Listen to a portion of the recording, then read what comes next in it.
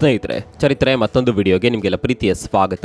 ಒಂದು ಮಾತಿದೆ, ಅಮೆರಿಕ ತನ್ನ ಬಳಿ ಇರುವ ಯುದ್ಧೋಪಕರಣಗಳನ್ನ ಮಾರಾಟ ಮಾಡೋದಕ್ಕೆ ಅಂತಾನೆ ಜಗತ್ನಲ್ಲಿ ಯುದ್ಧ ಮಾಡಿಸುತ್ತೆ.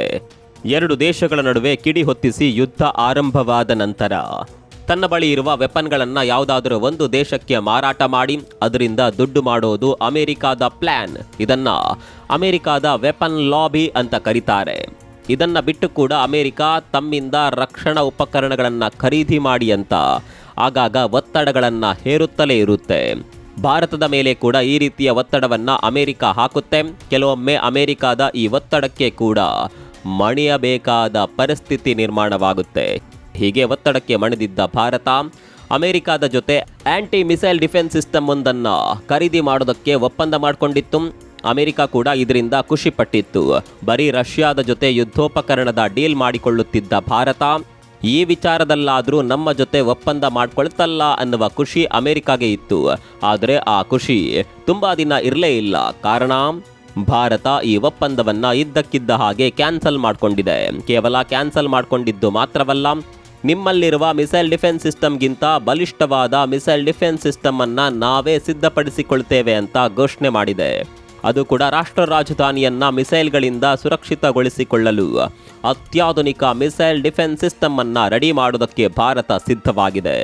ಇಲ್ಲಿ ಅಮೆರಿಕಾಗೆ ಒಂದೇ ಕಲ್ಲಲ್ಲಿ ಎರಡು ಏಟನ್ನ ಭಾರತ ಕೊಟ್ಬಿಟ್ಟಿದೆ. ಒಂದು ಕಡೆಯಲ್ಲಿ ಒಪ್ಪಂದ ಕ್ಯಾನ್ಸಲ್ ಆಗಿ ಅಮೆರಿಕಾಗೆ ಸಾವಿರಾರು ಕೋಟಿ ರೂಪಾಯಿ ನಷ್ಟವಾಗಿದ್ದರೆ, ಮತ್ತೊಂದು ಕಡೆಯಲ್ಲಿ ಭಾರತದಂತಹ ದೇಶ ತಮಗೆ ಸೆಡ್ ಹೊಡೆಯುವಂತಹ ರಕ್ಷಣಾ ಉಪಕರಣಗಳನ್ನು ರೆಡಿ ಮಾಡ್ತಾ ಇದೆಯಲ್ಲ ಅನ್ನುವ ಹೊಟ್ಟೆಗಿಚ್ಚು ಅಮೆರಿಕವನ್ನ ಕಾಡುತ್ತಿದೆ.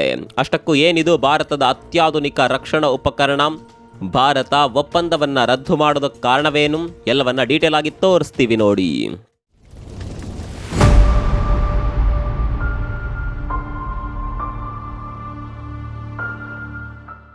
ಸ್ನೇಹಿತರೆ, ಕೇಂದ್ರ ಸರ್ಕಾರ ಆತ್ಮನಿರ್ಭರ್ ಭಾರತ ಅನ್ನುವ ಒಂದು ಯೋಜನೆಯನ್ನ ಜಾರಿಗೆ ತಂದಿದ್ದು ನಿಮಗೆಲ್ಲ ಗೊತ್ತಿದೆ.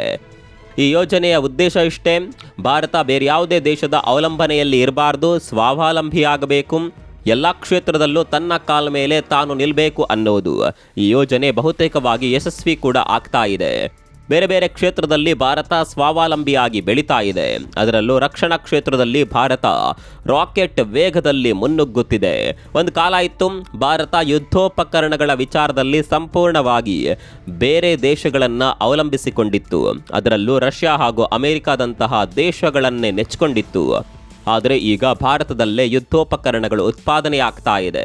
ಕೇವಲ ಉತ್ಪಾದನೆಯಾಗೋದು ಮಾತ್ರವಲ್ಲ, ಭಾರತ ಬೇರೆ ಬೇರೆ ದೇಶಗಳಿಗೆ ತನ್ನ ವೆಪನ್ಗಳನ್ನು ರಫ್ತು ಮಾಡ್ತಾ ಇದೆ.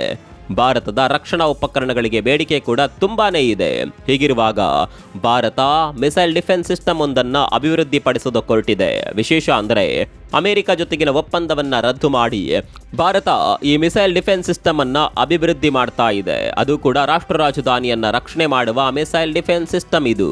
ಸ್ನೇಹಿತರೆ, ಈಗಿನ ಯುದ್ಧಕ್ಕೂ ಹಿಂದಿನ ಯುದ್ಧಕ್ಕೂ ತುಂಬಾನೇ ಡಿಫರೆನ್ಸ್ ಇದೆ. ಈಗಿನ ಯುದ್ಧದಲ್ಲಿ ನಾಗರಿಕರನ್ನ ಕೂಡ ಟಾರ್ಗೆಟ್ ಮಾಡಲಾಗ್ತಾ ಇದೆ. ರಷ್ಯಾ ಉಕ್ರೇನ್ನ ರಾಜಧಾನಿಯ ಮೇಲೆ ಹಾಗೂ ಉಕ್ರೇನ್ ರಷ್ಯಾದ ರಾಜಧಾನಿಯ ಮೇಲೆ ದಾಳಿ ಮಾಡುವ ಮೂಲಕ ನಾಗರಿಕರನ್ನ ಟಾರ್ಗೆಟ್ ಮಾಡುವ ಪ್ರಯತ್ನ ಮಾಡಿತ್ತು. ಅದರಲ್ಲಿ ಹಲವು ನಾಗರಿಕರು ಕೂಡ ಸಾವನ್ನಪ್ಪಿದ್ರು. ಆಪರೇಷನ್ ಸಿಂಧೂರದ ಟೈಮ್ನಲ್ಲಿ ಕೂಡ ಪಾಕಿಸ್ತಾನ ದೆಹಲಿಯ ಮೇಲೆ ಅಟ್ಯಾಕ್ ಮಾಡುವ ಪ್ರಯತ್ನ ಮಾಡಿತ್ತು. ಭಾರತ ಅದನ್ನು ತಡೆಗಟ್ಟುವಲ್ಲಿ ಯಶಸ್ವಿಯಾಗಿತ್ತು, ಅದು ಬೇರೆ ವಿಚಾರ. ಇದಾದ ನಂತರ ಭಾರತ ರಾಜಧಾನಿಯ ಸುರಕ್ಷತೆಯ ಮೇಲೆ ಹೆಚ್ಚಿನ ಗಮನ ಹರಿಸಿದೆ. ಕೇವಲ ಗಡಿಭಾಗದಲ್ಲಿ ಮಾತ್ರವಲ್ಲ, ರಾಜಧಾನಿಯಲ್ಲಿ ಕೂಡ ಮಿಸೈಲ್ ಡಿಫೆನ್ಸ್ ಸಿಸ್ಟಮ್ಗಳನ್ನು ಅಳವಡಿಸುವುದಕ್ಕೆ ಭಾರತ ಮುಂದಾಗಿದೆ. ಭವಿಷ್ಯದ ಯುದ್ಧಗಳು ಗಡಿಯಲ್ಲಿ ಮಾತ್ರ ನಡೆಯೋದಿಲ್ಲ, ಇನ್ನೇನಿದ್ರು ರಾಜಧಾನಿಯಲ್ಲಿ ನಾಗರಿಕರನ್ನ ಟಾರ್ಗೆಟ್ ಮಾಡಿಯೇ ಯುದ್ಧಗಳು ನಡೆಯುತ್ತೆ ಅನ್ನೋದು ಭಾರತಕ್ಕೂ ಅರಿವಾಗಿದೆ. ಹೀಗಾಗಿ ಭವಿಷ್ಯದ ದೃಷ್ಟಿಯಿಂದ ಹೊಸದೊಂದು ಮಿಸೈಲ್ ಡಿಫೆನ್ಸ್ ಸಿಸ್ಟಮ್ ಅನ್ನ ರೆಡಿ ಮಾಡೋದಕ್ಕೆ ಭಾರತ ಹೊರಟಿದೆ. ಅಂದಹಾಗೆ ಈ ವಿಚಾರದಲ್ಲಿ ಭಾರತ ಅಮೆರಿಕಾದ ಜೊತೆ ಒಪ್ಪಂದ ಮಾಡಿಕೊಂಡಿತ್ತು. NASAM-2 ಅನ್ನುವ ಮಿಸೈಲ್ ಡಿಫೆನ್ಸ್ ಸಿಸ್ಟಮ್ ಅನ್ನ ಖರೀದಿ ಮಾಡೋದಕ್ಕೆ ಭಾರತ ಅಮೆರಿಕಾದೊಂದಿಗೆ ಒಪ್ಪಂದ ಮಾಡಿಕೊಂಡಿತ್ತು.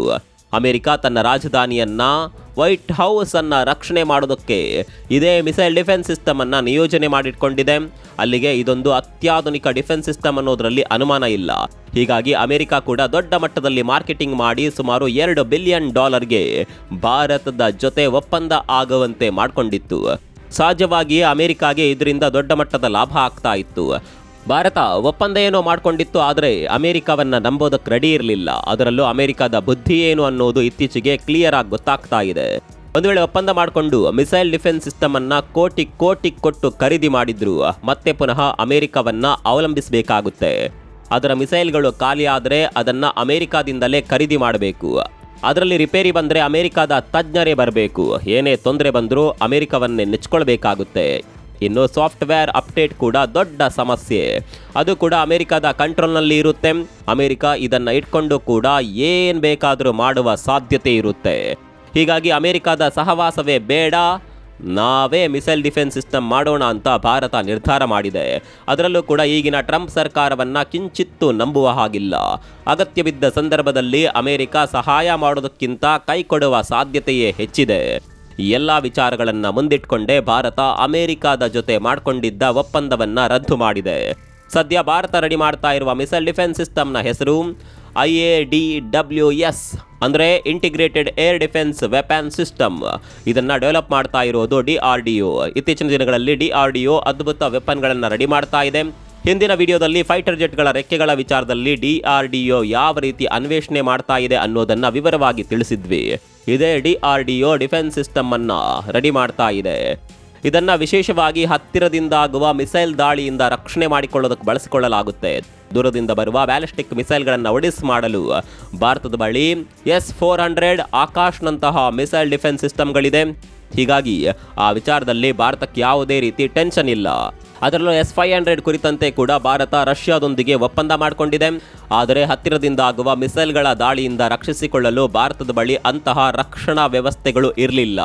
ಹೀಗಾಗಿ ಈಗ ನಿರ್ಮಾಣವಾಗ್ತಾ ಇರುವ ಈ ಮಿಸೈಲ್ ಡಿಫೆನ್ಸ್ ಸಿಸ್ಟಮ್ ಭಾರತದ ಪಾಲಿಗೆ ತುಂಬಾನೇ ಮಹತ್ವದ್ದಾಗಿದೆ. ಇನ್ನು ಭಾರತದಲ್ಲೇ ಇದರ ಉತ್ಪಾದನೆ ಆಗೋದ್ರಿಂದ ಭಾರತಕ್ಕೆ ತುಂಬಾನೇ ಲಾಭ ಇದೆ. ಅಮೆರಿಕದ ಮಿಸೈಲ್ ಡಿಫೆನ್ಸ್ ಸಿಸ್ಟಮ್ಗೆ ಹೋಲಿಸಿದ್ರೆ ಭಾರತಕ್ಕೆ ಸುಮಾರು 20,000 ಕೋಟಿ ರೂಪಾಯಿ ಉಳಿತಾಯವಾಗಲಿದೆ. ಜಸ್ಟ್ ಇಮ್ಯಾಜಿನ್ ಮಾಡಿಕೊಳ್ಳಿ, 20,000 ಕೋಟಿ ರೂಪಾಯಿ ಕೇವಲ ಉತ್ಪಾದನೆಯಲ್ಲೇ ಉಳಿತಾಯವಾಗಲಿದೆ. ಉಳಿದಂತೆ ತಾಂತ್ರಿಕವಾಗಿ ಭವಿಷ್ಯದಲ್ಲಿ ಕೂಡ ಕೋಟಿ ಕೋಟಿ ಉಳಿತಾಯ ಭಾರತಕ್ಕೆ ಆಗಲಿದೆ. ಕೆಲಕ್ಕಿಂತ ಹೆಚ್ಚಾಗಿ ಇದರ ಕಂಪ್ಲೀಟ್ ಕಂಟ್ರೋಲ್ ಭಾರತದ ಕೈಯಲ್ಲಿ ಇರಲಿದೆ. ಯಾವುದೇ ಕಾರಣಕ್ಕೂ ಅಮೆರಿಕವನ್ನು ನೆಚ್ಚಿಕೊಳ್ಳಬೇಕಾದ ಪರಿಸ್ಥಿತಿ ಇರೋದಿಲ್ಲ.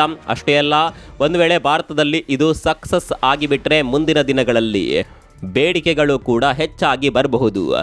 ಈ ಮಿಸೈಲ್ ಡಿಫೆನ್ಸ್ ಸಿಸ್ಟಮ್ ಅನ್ನ ರಫ್ತು ಕೂಡ ಭಾರತ ಮಾಡಬಹುದು. ಅಂತಹ ಸಂದರ್ಭದಲ್ಲಿ ಇದರಿಂದ ಭಾರತಕ್ಕೆ ಹಣ ಹರಿದು ಬರುತ್ತೆ. ಹೀಗೆ ಅಮೆರಿಕ ಜೊತೆಗಿನ ಒಪ್ಪಂದವನ್ನು ರದ್ದು ಮಾಡಿರೋದ್ರಿಂದ ಭಾರತಕ್ಕೆ ಲಾಭಗಳು ಆಗೋದ್ರಲ್ಲಿ ಯಾವುದೇ ಅನುಮಾನವಿಲ್ಲ. ಇನ್ನು ಇದೊಂದು ಅಸ್ತ್ರ ಭಾರತದ ಬತ್ತಳಿಗೆಗೆ ಸೇರ್ಪಡೆಯಾಗಿ ಬಿಟ್ಟರೆ ಅಲ್ಲಿಗೆ ಭಾರತವನ್ನು ಟಚ್ ಮಾಡೋದಕ್ಕೆ ಯಾರಿಂದಲೂ ಸಾಧ್ಯವಾಗೋದಿಲ್ಲ. ಪಾಕಿಸ್ತಾನವಂತೂ ಭಾರತದ ಮೇಲೆ ದಾಳಿ ಮಾಡೋದಕ್ಕೆ ಸಾಧ್ಯವಿಲ್ಲ. ಕಾರಣ ಭಾರತದಲ್ಲಿ ಮಲ್ಟಿ ಲೇಯರ್ ಪ್ರೊಟೆಕ್ಷನ್ ಇರುತ್ತೆ. ಒಂದು ಕಡೆಯಲ್ಲಿ S-400, ಮತ್ತೊಂದು ಕಡೆಯಲ್ಲಿ ಆಕಾಶ್, ಇನ್ನೊಂದು ಕಡೆಯಲ್ಲಿ ಈಗ ನಿರ್ಮಾಣವಾಗ್ತಾ ಇರುವ ಮಿಸೈಲ್ ಡಿಫೆನ್ಸ್ ಸಿಸ್ಟಮ್.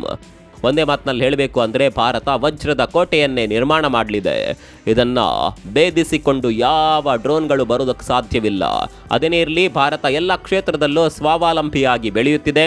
ಅದರಲ್ಲೂ ರಕ್ಷಣಾ ಕ್ಷೇತ್ರದಲ್ಲಿ ಭಾರತ ಬೆಳವಣಿಗೆ ಆಗ್ತಾ ಇರೋದನ್ನು ನೋಡಿದರೆ ನಿಜಕ್ಕೂ ಹೆಮ್ಮೆ ಆಗ್ತಾ ಇದೆ. ಮತ್ತೊಂದು ಕಡೆಯಲ್ಲಿ ಅಮೆರಿಕದ ಅವಲಂಬನೆಯನ್ನು ಕಂಪ್ಲೀಟ್ ಆಗಿ ಕಳೆದುಕೊಳ್ತಾ ಬರ್ತಾ ಇರೋದು ಒಳ್ಳೆಯ ಸಂಗತಿ. ಭಾರತದ ಈ ಬೆಳವಣಿಗೆ ಬಗ್ಗೆ ನಿಮ್ಗೆ ಏನನ್ಸುತ್ತೆ? ಕಾಮೆಂಟ್ ಮಾಡಿ.